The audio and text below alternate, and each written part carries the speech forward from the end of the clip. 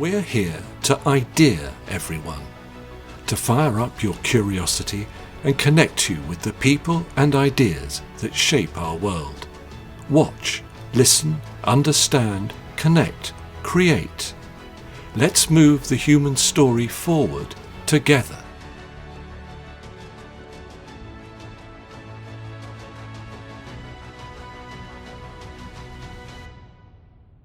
Hello and welcome to The Poetry of Science, a podcast which provides insight into new scientific research via the medium of poetry. I'm your host, Dr. Sam Illingworth, and each week I'll be introducing you to some of the latest scientific findings and sharing a selection of science-themed poetry. After all, we could all do with a little bit more poetry in our lives. In this episode, I'll be exploring new research which has found that climate change threatens endangered Marimo algae balls with extinction through deadly sunburn.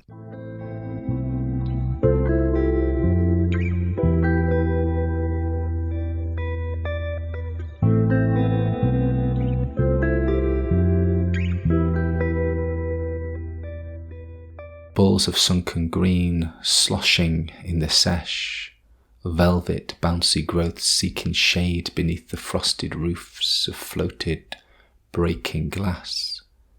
Frail and muddy ghosts that dance across the lake with lithe unease, filament severed by the scintillating grasp of a cruel and rising sun. This poem is inspired by recent research published in the International Journal of Molecular Sciences, which has found that the climate crisis threatens fluffy algae balls with extinction. Marimo are fluffy, squishy green balls of underwater algae, which form naturally when floating strands of the algae Aegagropila linnaei are bundled together through the gentle rolling motion of lake water. The largest Marimo, found in Lake Akan in Hokkaido, Japan's northern main island, can grow up to 30 centimetres in diameter. Marimo are an endangered species, and their decline is usually attributed to humans either altering or polluting the freshwater lakes in which they live. However, there has not been much research into the effect that changing access to sunlight brought about by global warming might have on the species.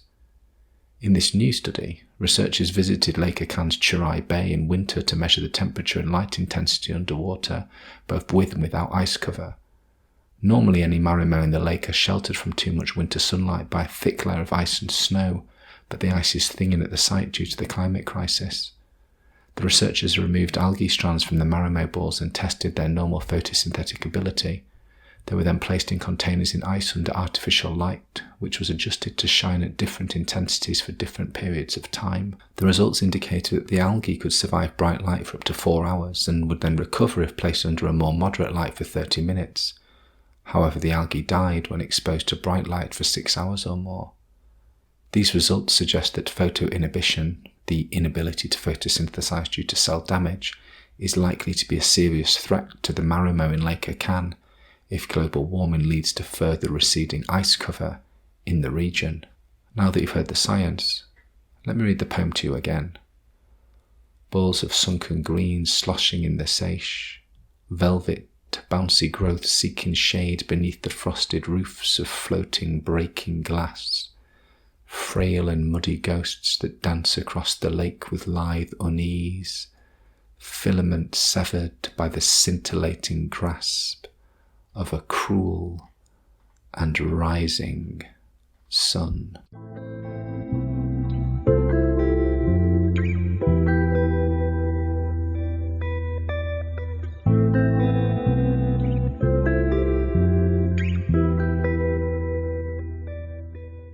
In this section of the podcast, I'd like to share a poem written by another poet on a topic related to the science that has been discussed so far. In this episode, I'll be reading Hearsay Song by John Yao. John Yao is a Chinese-American poet, critic and art curator. Born in Lynn, Massachusetts in 1950 to Chinese immigrants, Yao attended Bard College and earned an MFA from Brooklyn College in 1978. Yao's many collections of poetry include Corpse and Mirror, published in 1983, Edifico Sayonara, published in 1992, and Further Adventures in Monochrome, published in 2012. Yao has received many honours and awards for his work, including a New York Foundation for the Arts Award, the Jerome Shishtak Award, and the Lavin Award from the Academy of American Poets. Hearsay Song by John Yao. They are dying out and I want to reach them before they are gone. Not that I know what I would say to them when I get there, their songs rippling beneath temporary sky as I approach, as I am doing now, even though I am nowhere near wherever they are, swirling in blossom, in dust and dreaming. They are not. They are dying out and I want to reach them before they are gone, just as I want to reach myself before I too am gone, another blossom sliding into slime. What notes do I hear drenched in fiery sky? Are there ghosts rising up before me, or gasps of dust near a lake covered by algae? They are dying out and I want to reach them before their names vanish, before they become ghosts, dying in pink algae and ruined vowels. Not that I know what their songs say, telling sting of monstrous human tolerant, wheeling above burning story of lost lives, tapering branches of smoke red in yellow leaves falling.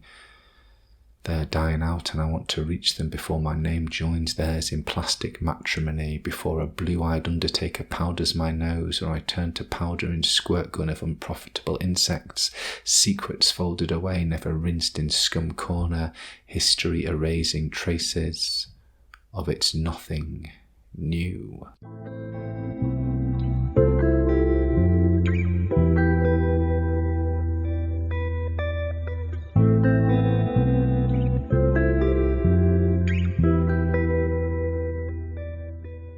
Thank you for listening to the Poetry of Science.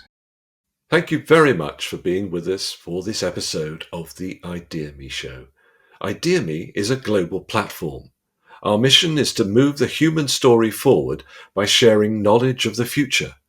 You can find us on all major audio networks at www.radioideaXme.com, on YouTube and Vimeo.